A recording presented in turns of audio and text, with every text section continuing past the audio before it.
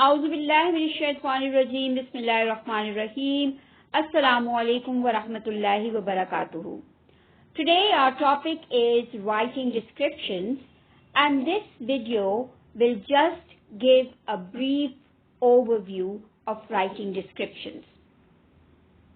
Let's first look at an ayah from the Quran that is giving us description of what is going to happen in Jannah, inshallah. But Allah's chosen servants shall be spared this woeful end.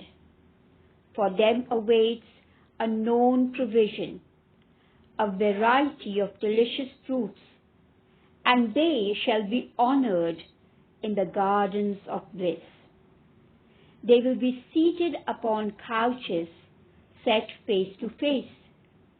A cup filled with wine from its springs will be passed around to them. White, sparkling wine, a delight to the drinkers.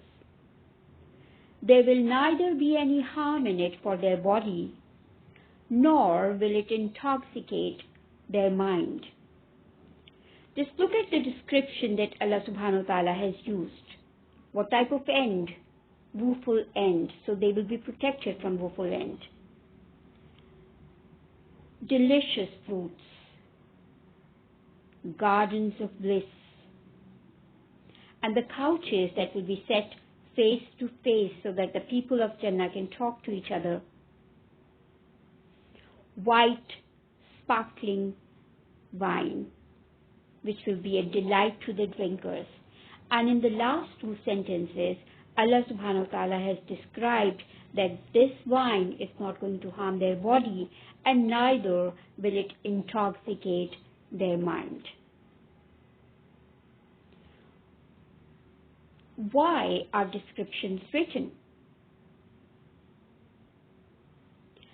We write descriptions to create a mental picture of an object, person, place, process, or event. So we describe an object, person, place, process, or event in such a way that a mental picture is created in the mind of the reader. The thing that we need to focus on as an author is that we have to show rather than tell. We have to paint a clear picture for the reader. And our description should have an overall purpose. For example, to share an experience and the lessons that we have learned from that experience. A description for the sake of description would not be appealing to the reader. So the reader will be interested if there is some lesson or some message attached to your description.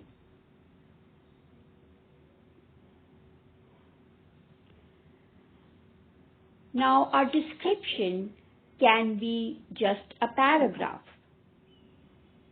which has a main theme, that is our topic which we are describing, and our description can be just a paragraph long, or it can be a descriptive essay. And when we are writing a descriptive essay, it can be 5 or more paragraphs long, but there will be a central theme of our description which will be woven in all the paragraphs of the essay. What can be the possible topics of our description? We can describe a person, and our description of a person can be very simple. We can talk about just the appearance, the physical features of the person, and that's it. Or it can be more complex. Then we are describing their actions, their behavior, mood, and qualities in detail. Another possible topic can be describing a place.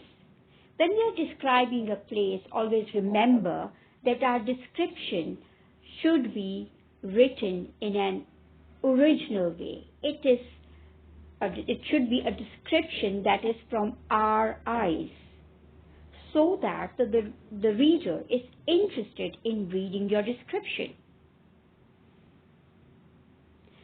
Make the reader feel and see and experience what you have experienced in that particular place or situation.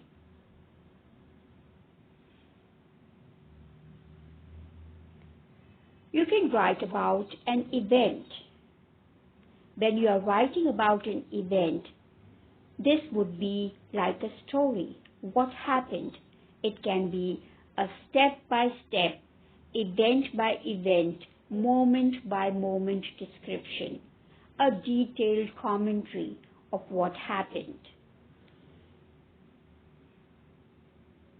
You can describe events like an Eid Milan, school farewell party, a wedding, or an accident that you met. But the thing to remember again is that make the description as vivid as possible. Now, what does the word vivid mean? Vivid means to produce powerful feelings. So when a reader reads your description, powerful feelings should be evoked, or strong, clear images are created in their minds. So our description of whether it's a person, place, object, or an event should be really vivid. We should paint a picture in the mind of our readers.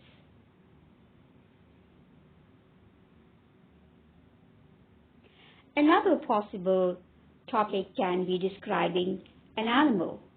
Now, this description can be just about their appearance and behavior and how that animal is related to us, why is it important, and why are we describing it.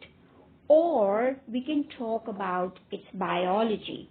And when we are describing from this aspect, our description will be a factual, expository description. We can also describe an occupation, and when we are doing that, this description will deal with the details of an occupation or a job. So what are the responsibilities? What do the people that belong to that occupation do? What is the requirement of that occupation?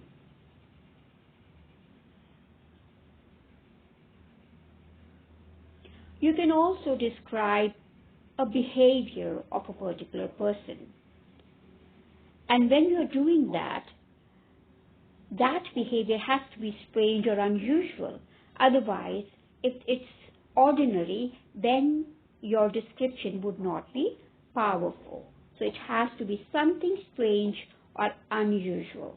It can be a personal description of a person's behavior, or this description can be part of a story. When you are describing an object, describe it vividly along with the reason why that object is important to you.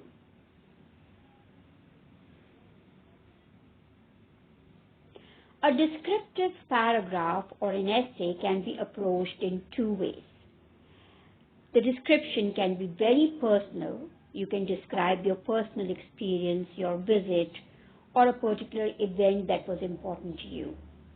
Or you can approach descriptive writing in a very formal way.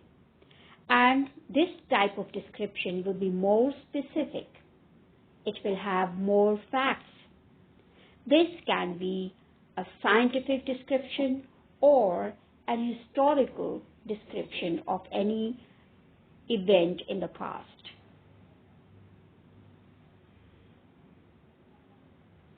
Now I would want you to make this table in your notebooks and generate a list of topics.